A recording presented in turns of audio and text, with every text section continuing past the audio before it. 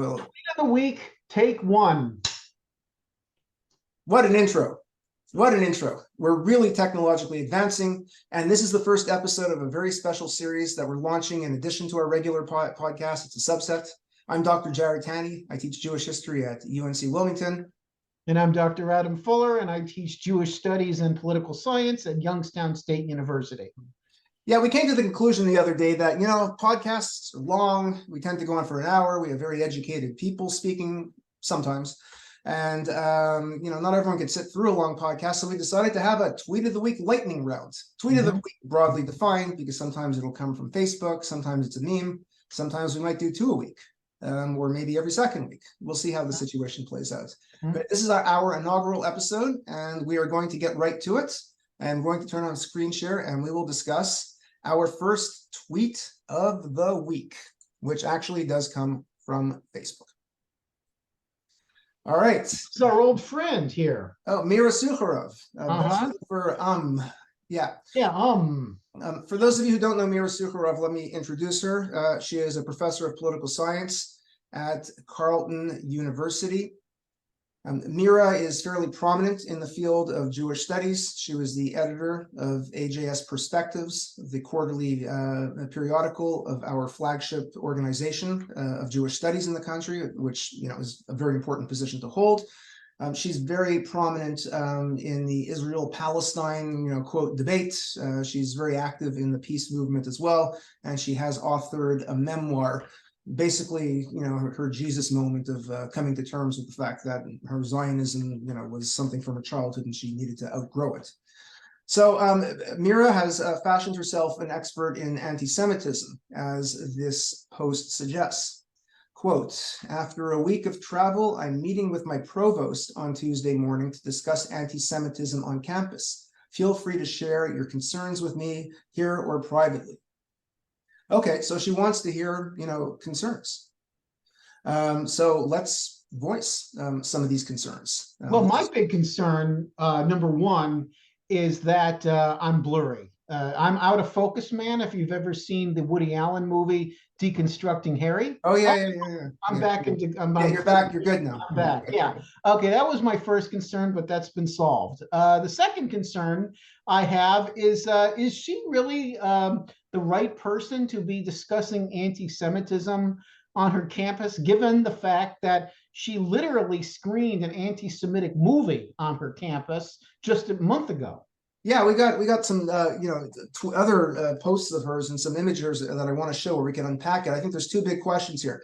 One, is she actually qualified and trained to discuss anti-Semitism? And some of these posts suggest otherwise. And two, does she have a political agenda in ensuring that anti-Zionism is not expressed as anti-Semitism, full stop?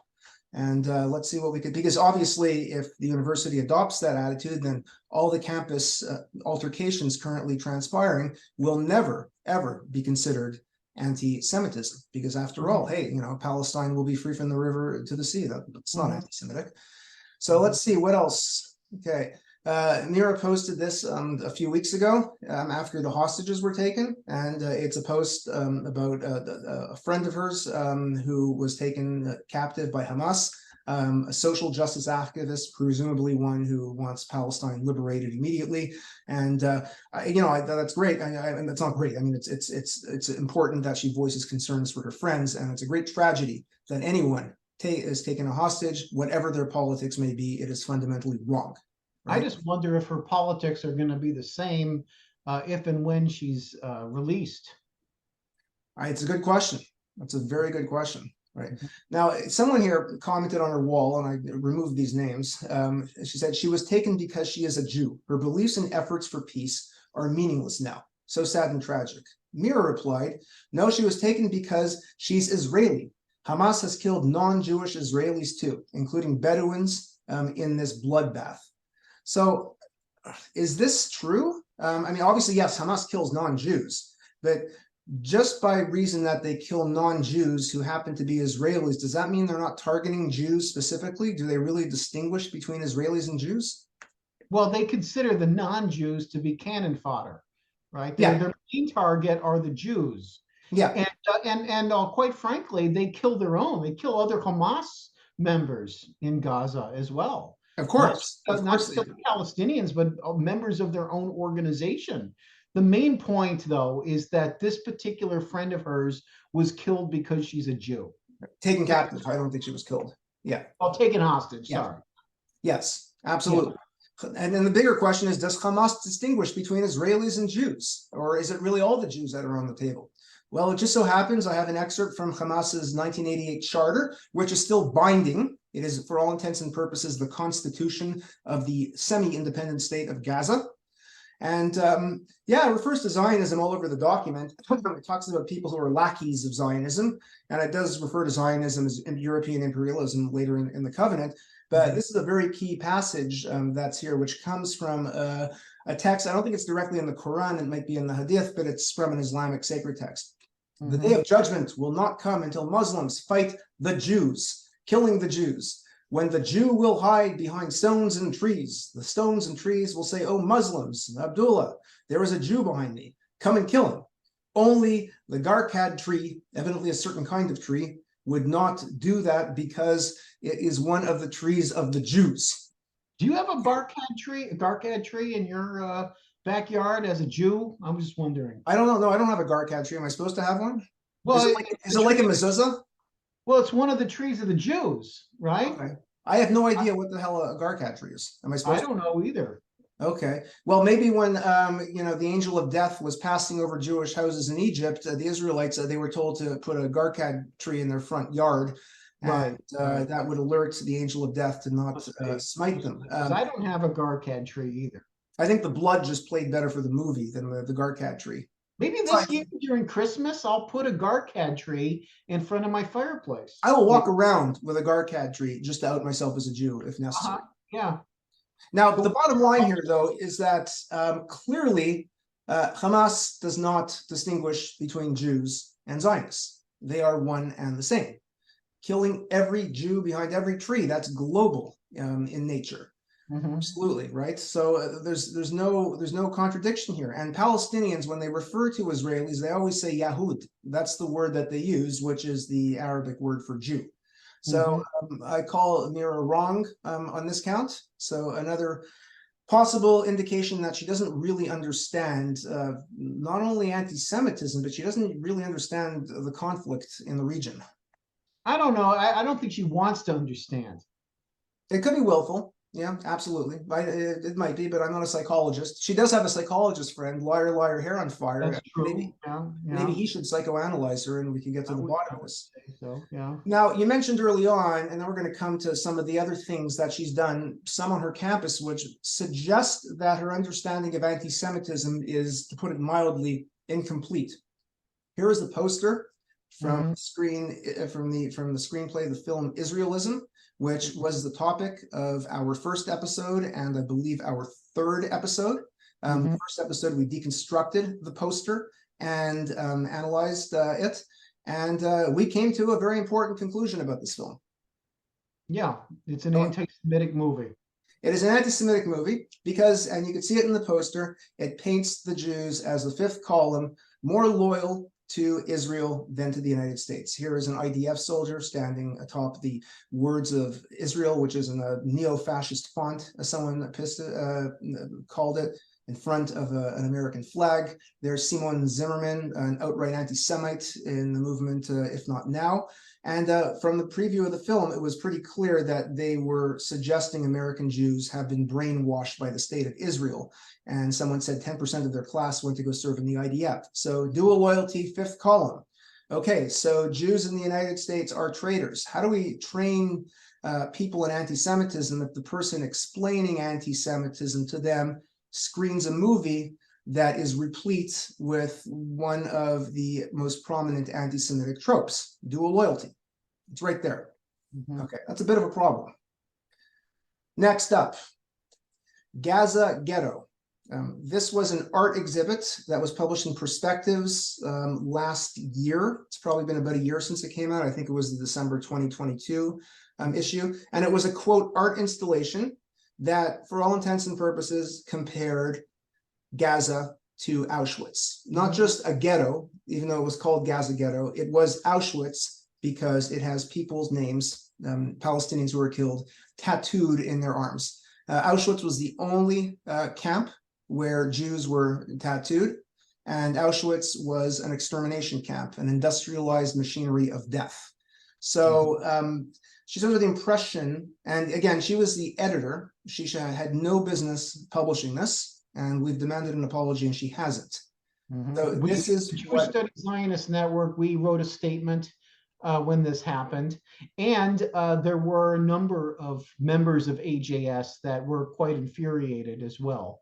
Yeah, I think a few dozen actually resigned. Several people wrote op-eds, including me, but this was a case where I was not the only person to speak out. Others did as well. And until they make amends, I refuse to have anything to do with the AJS. It is incumbent upon the president of the AJS, who probably, in fairness to Robin Judge, he probably didn't know that this was going to be published when it was. But as president, it is still her responsibility to be accountable for it. Conveniently enough, it was Mira Sukharov and Chaya Halberstam's last issue of being editors. So I suggest it was deliberate that they used this when they were out the door, because they knew it was going to cause a major uproar. So they couldn't be held accountable. They were done with their position. Now, just to be clear here, this is Holocaust inversion. This is comparing Jews to Nazis, and it goes beyond that. It's comparing the the blockade of Gaza and the bombings that Israel has to periodically do because Hamas launches tens of thousands of rockets at Israel and now is crossing the border and murdering well over 1,000 Jews, comparing Gaza to Auschwitz, which is not only absurd, it's offensive. And according to the IRA definition of anti-Semitism, which is the most universally accepted of anti-Semitism, this is considered to be anti-Semitic. Here they say it in black and white with a blue highlight that I put on. Drawing comparisons of contemporary Israeli policy to that of the Nazis. That is anti-Semitism. And that's what the Association of Jewish Studies on Mira's watch is responsible for having done. Okay, so she's actually been propagating anti-Semitism, and she wants to advise her universities on how to deal with anti-Semitism. So I say problem. Gaza, Auschwitz. You don't think that this is just art?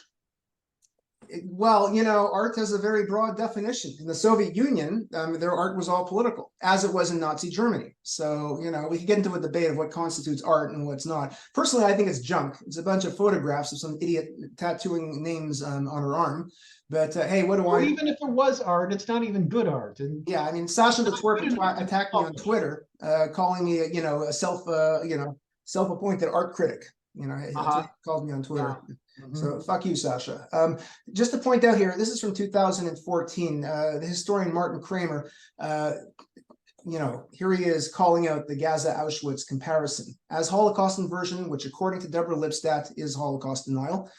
So it's not like this came up with the IRA and it hasn't been anywhere else. Other historians have been saying this.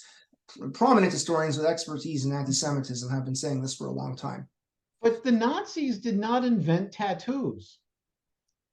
So, many cultures long before the Nazis used tattoos. I'm just telling you this absurd counter arguments. Well, actually, I will quote you directly Mira's counter argument to me, and I'm sure I could get a screenshot somewhere. She said, "I have the names of my kids tattooed on my arms. Does that mean I'm comparing them to Auschwitz?"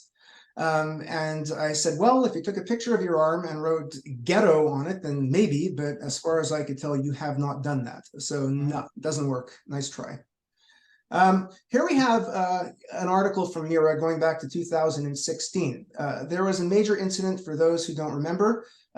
This, quote, scholar named Jasbir Puar, who Corinne Blackmer has written a great book with a large portion on her, as is Carrie Nelson, unpacking their anti-Semitism. She gave a presentation, I believe, at Vassar, which has a pretty horrendous Jewish studies program.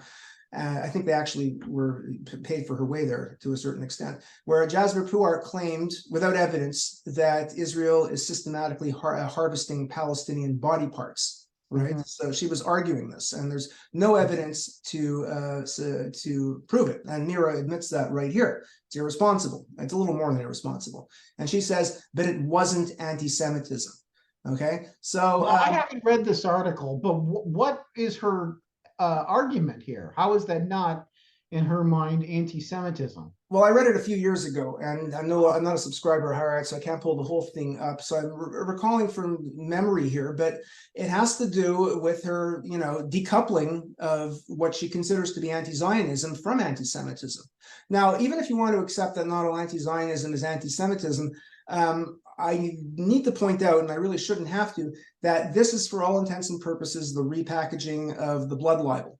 The charge that the Jews kidnapped and killed and drained the blood and used their blood for ritual purposes, of the blood of Christians, that goes back to 1141, if I'm getting the year correctly, in England with William of Norwich. And it was a charge that led to massacres of the Jews for the next 800, 900 years. There was the most famous one is Mendel Bayless, who was arrested in Russia in 1911, charged with blood libel. The jury acquitted him in the end. They said, you got the wrong man. The Jews do commit blood libel, and this was a blood libel, but this isn't the right guy. Sort of like the man joke getting off for saying, yeah, he might have been in the Holocaust, but he's not Ivan the Terrible. So, okay, so clearly she's not familiar with blood libel, because if she was, she would understand that this was blood libel. Okay, so this is a basic lack of understanding of what anti-Semitism is. Yeah, and you see, I mean, sure, not all criticism of Israel is anti-Semitic. We all know that. We all agree with that. But the problem is that people like Mira don't think any criticism of Israel is ever anti-Semitic. Right. I mean, there is a point at which it is. Yeah. I mean, this qualifies. Again, we could even say, okay, well, is double standard anti-Semitic? We could have a debate about that, whether double standards are inherently anti-Semitic. If you're only condemning Jewish nationalism, but no other nationalisms. But it's so far beyond that. They're using anti-Semitic tropes. Okay, if you're calling 1948 a racist endeavor, then you have to call the formation of virtually every state in the world as a racist endeavor, up to and including the United States. So, it's utterly absurd. And moreover, in this case, it is such a blatant reference to the blood libel that there's just no way around it. So it's an utterly absurd contention. Well, that's it for my material for Mira. As I said, this will be a short episode, but the question is, imagine this meeting between her and the provost. Imagine these people getting together and discussing what is anti-Semitism, with the person who is the designated expert, much like Adolf Eichmann was in Nazi Germany, actually having been responsible for denying certain things are anti-Semitic and actually propagating things that are considered by well-known scholars and experts to be anti-Semitism. So I've pulled up a few images, and maybe we could see if there's any precedents in the past. Oh, this is a good one. Does everyone know who this is? Well, you got Hitler, and you got the Grand Mufti. Grand Mufti of Jerusalem, who visited, a Palestinian leader at the time, who visited Hitler and promised. He didn't invent the idea of the Holocaust, as Bibi claimed, which was, an absurd yet brilliant electioneering tactic. He did go to Hitler and say, dear Adolf, if you make it into the Middle East, I will create Einsatzgruppen. I will create Palestinian execution squads, and we will exterminate the Jews for you in the Middle East. So he made that offer, and he was absolutely prepared to do it. He wasn't particularly concerned that Hitler once referred to Arabs as half apes. Though coming from Hitler, that's almost a compliment, right? The other half, you're almost okay, right? Yeah, so I don't, but I wonder in this scenario, who's the provost and who's the is the provost the Mufti, or is Mira the Mufti? I don't know. Yeah. Okay. Well, maybe it's an imperfect analogy, but it's still. I have to admit, though, that I would like to be a fly on the wall in that. I mean, I'm curious to know. I'd like to hear Mira explain what anti-Semitism is. I'm sure she's going to post it on her wall after the meeting's done. All right. I bet that we will see it. Well, here's another image I pulled up, and this is what's his name, Khaled Massal, the head of Hamas at the time. With that's not the Ayatollah, is it? The current Ayatollah? I don't think so. It's one of the. It's part of the. It's one of the clerics, though. Okay, it's not Ahmadinejad either, because he wouldn't be wearing a turban. Though I do have an image of Massal hugging Ahmadinejad somewhere. But okay, maybe this is the sort of thing that's going to happen in that office, right? I mean, they're discussing anti-Semitism here, absolutely, right? I mean, they're discussing Jews and what to do with them. It is by definition an anti-Semitic conference, if you will. And then the last image I have here is the Wannsee conference, where 15 attendees representing all branches of the German government got together and signed off on the final solution. It is said that they discussed the final solution, but it was a fait accompli. Heydrich and Eichmann were there, or Heydrich was there to tell everyone in the room, you need to do as Eichmann says, because Eichmann wasn't the high-ranking Nazi and nobody really respected him. But they needed all, and this was, the anti-Semitic, the most important one in history. Is this a good parallel? Yeah, could be, I guess. Yeah, it could be. Well, maybe some of these parallels are imperfect, but there have been gatherings in the past where the Jew has been defined and the boundaries of what's considered to be legitimate targeting of Jews and illegitimate targeting of the Jews, except in this case, there was no illegitimate targeting of the Jews, are something that has transpired throughout the history of our people and the history of anti-Semites. So to return to the original tweet and to finish up our round here, after a week of travel, I'm meeting with my provost on Tuesday morning to discuss anti-Semitism on campus. Huh. Okay. Feel free to share your concerns. That was just 2 days ago. It was just 2 days ago. I don't know if the meeting's happened yet. Tuesday. Oh, I guess she did. Yeah, Tuesday. So I have not seen her post anything. But I don't look at her. She blocked me, so I have to surreptitiously get onto her wall. Okay, but I mean, okay, let's yay or nay here. Let me turn off screen sharing. Is this person qualified to discuss anti-Semitism with people at her university who don't understand Jews or anti-Semitism? No. Absolutely not. No. Not in any way whatsoever. She does not have the scholarly credentials, and she is a political activist working against a proper understanding of what anti-Semitism is.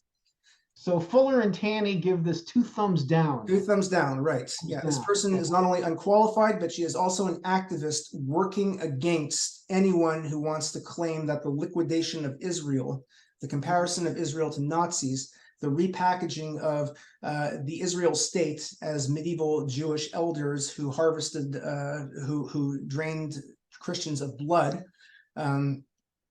is not anti-Semitic. That didn't come out properly. She is saying it's not anti-Semitic to compare a manufactured claim of Israelis harvesting organs to Christians accusing the Jews of draining Christians of their blood in the Middle Ages. There, I got it right. Okay. And the biggest problem, well, I wouldn't say the biggest problem, but a big problem also is her inability to answer good basic questions, right? So I have, in my interactions with her on social media, I have asked her to clarify things. I have raised reasonable objections, and I've gotten nothing but Well, it appears that she's just ignorant from the topic, but other people have told me saying, no, it's willful. This is all guile on her part. But I'm not a psychologist and I don't know her that well, so I really can't answer. All I have. Provost is asking a good question. Is she going to answer it? And I'd like to know what her answer is. Yes, people should be contacting that university, especially if they work there, and tell the provost that this person is not your anti-Semitism expert. I think this was a great episode. I don't think it was 5 minutes. I think it was probably closer to 20 minutes, but that's okay. Hopefully you can sit through this one. It's not too long. And I look forward to many future episodes where we analyze the worst tweet or Facebook post or meme of the week. This is Adam and Jared signing off.